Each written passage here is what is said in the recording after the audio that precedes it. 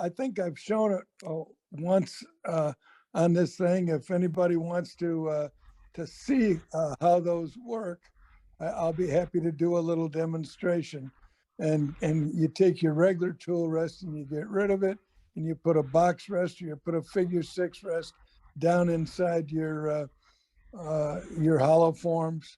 And it's just like I use the left side of the tool rest when I'm down in that corner of the bowl, right? It eliminates that distance of overhang, right, from the tool rest to the tip of the tool. And when your tool rest is only an inch or inch and a half away from your work, whether you're down inside a hollow form or whatever, it's a game changer because it takes all the stress completely out of the situation. So you say a figure 6. I'm not familiar with that, Mark. Sign him up, Dan. Yeah, hang on just a minute. I have a box rest here. I'll go out to the shop. Just a second. I'd like to see the box Mark rest. is moving. Why don't we pop here, up? I can show you the Why box. don't we pop Kate up to show him? Kate, I'm going to try to find you here. Shoot, I was just out in the shop. My new box rest is actually in my banjo. I should have showed it to you. Here you go. Yeah. So here's a box rest. Okay. Yes. That's the robust. Yes, And it's a robust. So how do you line it up, guys? Shoot it straight down the middle of the box. So this shoots straight down inside your hollow form. Yep. Okay. Mm-hmm.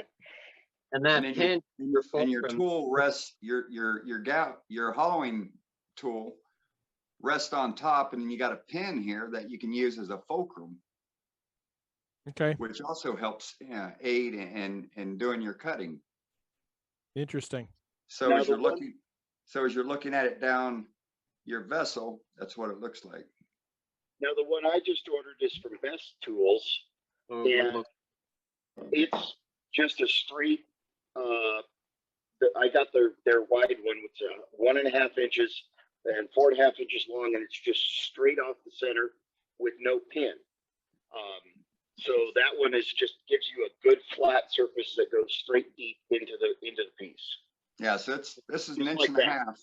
This is an inch and a half, and then the pin is at right on the 1 inch, 1.25 inch mark there. So Yeah. So mine, where yours is offset, mine is centered, and there's no pin, but it's the same concept. yeah, Now you yeah, could build it's one. a robust.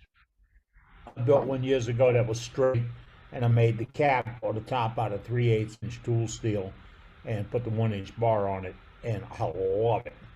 And it works great. I had somebody make me a bunch of curved 1 inch pieces that did almost the same thing. We're back with Mark again in the shop. I'm turning my camera around.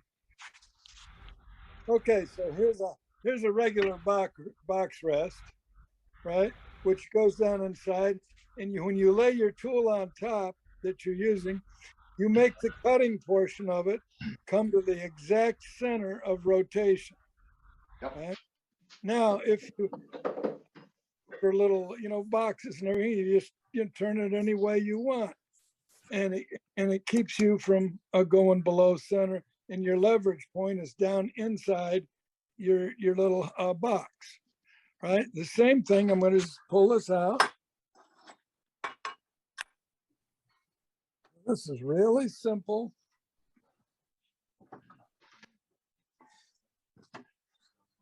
I'll put it on down a little bit. Okay, so what I have now is a rest that's made in the shape of a figure 6. So that if I have a hollow form on there, right, then this can go down inside the hollow form, right? And you can adjust it so that when I put my hollowing rig down in there, instead of being back outside of the hollow form, being back out, I'm trying to do this holding this candle. So your regular tool rest would be out here by the edge of the hole, and your your hollowing rig would stick way down in. So you'd have 4, 5, 6, 7 inches down inside. You're going to get a lot of reverberation. But you have your hollowing rig on it and just put this tool rest down inside, and you can follow it all the way out to those edges and all that. So I can keep that at 1/2 inch away from the edge on the inside. And it absolutely eliminates all that damn vibration on your hollowing tool. It's very, very safe. Who makes that, Mark? Well, I just had a guy, I just drew a figure 6, right, on a thing. I cut it out of metal. That's it. Let me just, right. Then I got a little gusset welded underneath. Okay. Mhm. First, to eliminate the reverberation, right? And so I think that would cost me $10 to get welded. Just take a 1-inch piece of pipe and draw a number 6 on a piece of paper like that, and that little thing can go all the way down in all those hollow forms. That's brilliant right there. Yeah, I like that. And now when you go to hollow, right? When you go to hollow, right? When that thing's not vibrating up and down, like crazy, right? It's easy to take a nice light cut and you can feel what you're doing better, Now, for my large forms, I also, hang on just a second.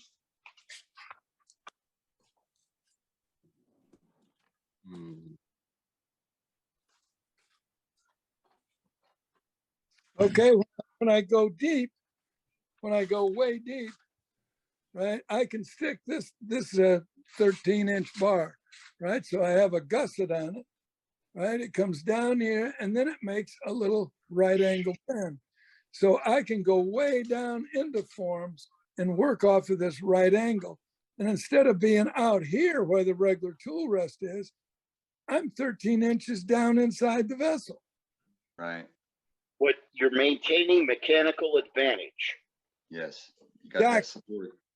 Exactly. It's like you don't want your tool rest more than 1 inch or so away from the whatever you're working on. So if you keep your hollowing rig down there and have this extra support down inside, to me, it's safe. And all of my students that come here, then I am assured as an instructor that they cannot take that tool below the center point. If they take the tool below the center point, it wants to suck the tool under. Mhm. Mhm. Right. It's just a simple thing for safety, Right. but it works. What was the thickness of your metal on that C This is a 1/4 inch, 1/4 inch? 1/4 inch, but you got to put a gusset in it. You got to put a little gusset. Now I know what to do with that metal that's sitting in my shop. Mark, Thanks. could you show the box rest, turn it on its side so they can see the little angled? That was the best tool as well, right? Yeah. Yeah, this is best. Yeah, Victor at Best Wood Tools. They're Right. got a screw-on thing, and you can put all kinds of different tops. And now for the guys with the mini lathes, right? Hang on, I'm gonna go over to this drawer. Let me see if I. I just wanted him to show that that's got essentially a gusset too. It's really beefy because I'm working on a Laguna 1216, and one of my concerns was, well, what is underneath to brace it if I'm getting into a small space? It's actually built where I can get it into a 2-inch wide hollow and not be worried about anything hitting the sides.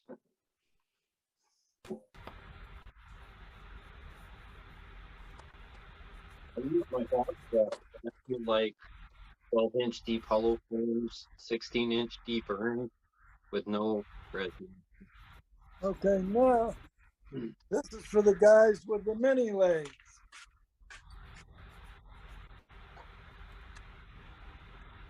So I have a box press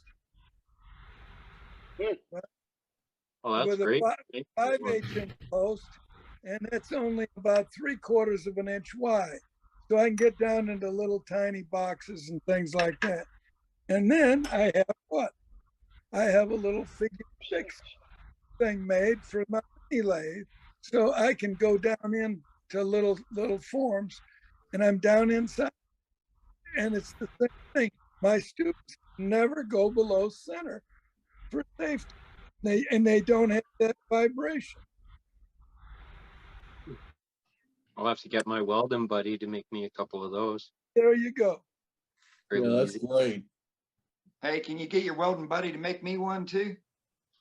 Yeah, but shipping to the USA will be crazy. Yeah, we'll talk about it. No, We'll but get anyway, Matt to drive up and pick them up. Yeah, right. Yeah, that's true. Sure. hey, True.